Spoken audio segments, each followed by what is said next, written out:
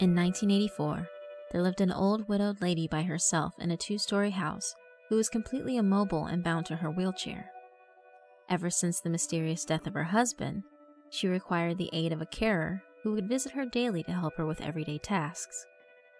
What made it even more difficult was the fact that the 2 floors of the house were only connected by an old staircase inside.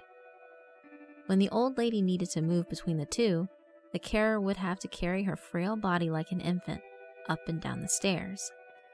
One day, the police received a call from the widow. There had been a murder. Since police units were scarce at the time, and the murderer had already fled the scene, only one detective was sent out to conduct the initial crime scene report. He arrived to see the carer's body splayed out on the floor with her vocal cords ripped out in a pool of blood on the first level of the house, with the old lady atop the staircase in her wheelchair watching him, still and silently, seemingly in shock. He could immediately rule her out as a suspect due to her inability to move up and down the stairs, and because she was trapped up there the time the murder took place, it was similar to the death of her husband many years ago, who had suffocated in his sleep on the couch downstairs. The detective put on his gloves, took photos, swabbed for evidence, and covered the body until the coroner arrived later, all routine business. He scoped the house downstairs for any clues, then asked the old lady if he could look upstairs. She insisted that she was upstairs the whole time, and no one apart from her had been up there that day. But regardless of this, the detective ascended the staircase, to which she hesitantly moved aside. Beyond the staircase, there was a narrow corridor with 3 closed doors along it.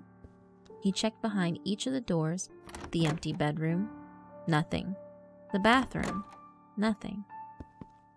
He became anxious as he slowly made his way to the final bedroom where the old lady slept.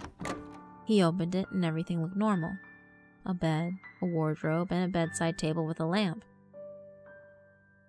He checked every wall of the room in horror, as if it was not what he discovered, but it was what he didn't discover that made him stop dead in his tracks and slowly reach for his gun in his holster.